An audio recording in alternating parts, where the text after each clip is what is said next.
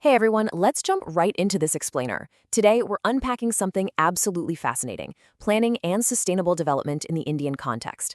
I mean, just think about the sheer scale of India for a second.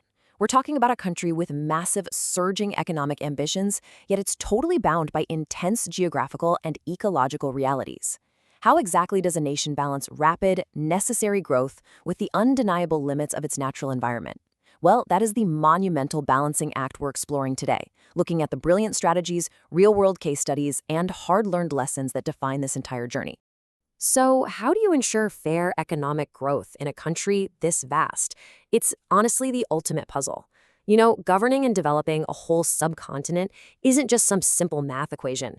You can't just throw money at a map and expect uniform progress everywhere. Traditional, unstructured hit and miss methods, yeah, they simply won't work when you're dealing with towering mountains, sweeping deserts, and incredibly diverse communities.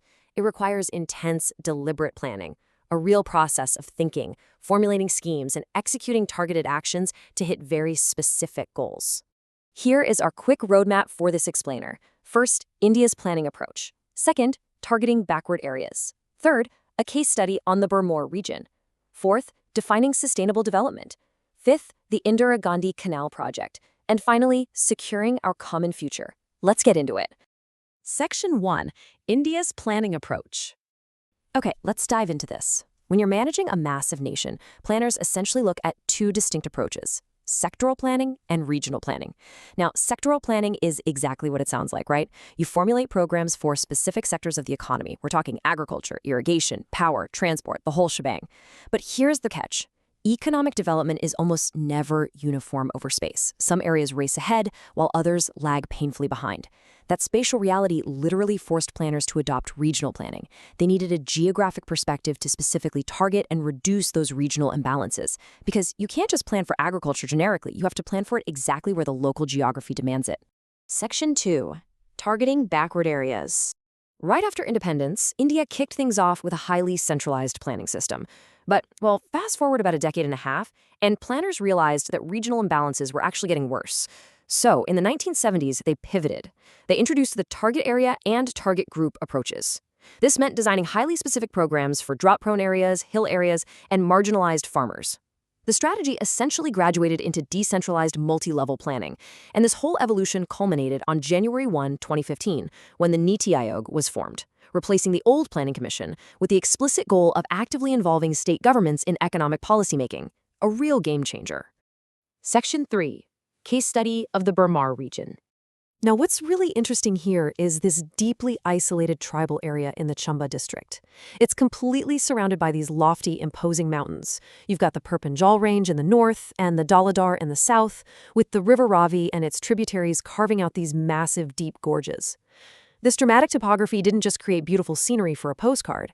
It created severe historical and political isolation for the people living there, leading to some pretty intense socioeconomic deprivation. And the folks who actually call this extreme environment home, that's the Gadi tribal community. They have a distinct, incredibly resilient identity shaped by a brutal climate. We're talking freezing winter weather with a mean January temperature of just 4 degrees Celsius. Because of this, they traditionally practiced transhumance. That basically means they lived a highly mobile pastoral lifestyle. They'd move with their flocks of sheep and goats depending on the season, migrating all the way down to Kangra during those biting winters just to earn a living through wage labor. So, to combat this intense isolation, the Integrated Tribal Development Project, or ITDP, stepped in back in 1974. The goal was ambitious but straightforward: improve the quality of life for the Gadi and narrow that massive development gap between Barmor and the rest of Himachal Pradesh. They poured priority funding into transport, communications, healthcare, and potable water. And interestingly, this infrastructure push actually began shifting their entire economy. While pastoralism was their history, having real infrastructure allowed them to start incorporating the cultivation of pulses and other cash crops. So the crucial point is the monumental human impact this had. Back in 1971, the female literacy rate in this rugged region was a dismal, heartbreaking 1.88%. Just think about that. But by 2011, thanks to the targeted social benefits of the ITDP, female literacy skyrocketed to 65%. Alongside this, gender inequality and literacy declined, and issues like child marriage dropped significantly. I mean, this is literally the power of targeted regional planning in action. Section 4, Defining Sustainable Development. You know, a massive paradigm shift happened globally in the late 20th century. Post-World War II, development really just meant increasing the gross national product, make more money, right? But nations soon realized that even with high economic growth, poverty was rising and the environment was taking a massive, irreversible hit. Then came the 1987 Brundtland Report, and it hit the nail on the head. They defined sustainable development as development that meets the needs of the present without compromising the ability of future generations to meet their own needs. It completely emphasizes that true development has to be multidimensional, balancing ecological, social, and economic aspects perfectly. Section 5. The Indira Gandhi Canal Project.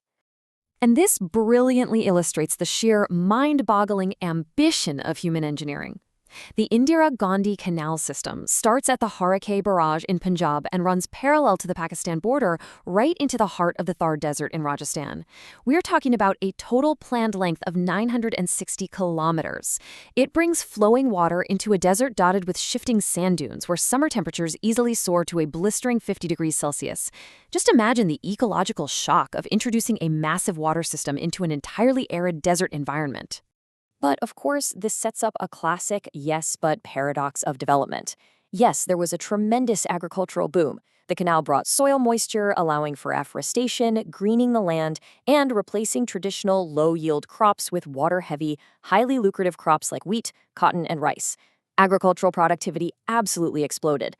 But the intense irrigation in an area not naturally built to handle it birthed twin environmental crises: severe waterlogging and rampant soil salinity. In the long run, this ecological degradation actually threatens the very agriculture the canal was built to support in the first place. Which brings us to our final section, securing our common future. So what does this all mean? How do we fix this and ensure the canal region survives for the future without degrading the physical environment further? Well, it takes 4 crucial, rigorous steps. Step 1, strict water management. We absolutely have to stop growing water-intensive crops in a desert and shift to plantation crops like citrus fruits. Step 2, aggressively reclaim the land we've already lost to waterlogging and salinity. Step 3 focuses on eco-development, planting shelter belts and pastures to stabilize that fragile ecosystem. And Step 4 is vital for social sustainability, providing adequate financial and institutional support for the poorer land allottees so they aren't forced into unsustainable farming practices just to survive. It's a completely holistic, multi-pronged attack to restore balance. So as we plan for the future, we really have to ask ourselves, are we truly developing, or are we just borrowing resources from our children? Whether it's empowering the Gadi tribes in the freezing Himalayas or managing a colossal canal in the scorching Thar Desert, development simply cannot be a short-term economic sugar rush.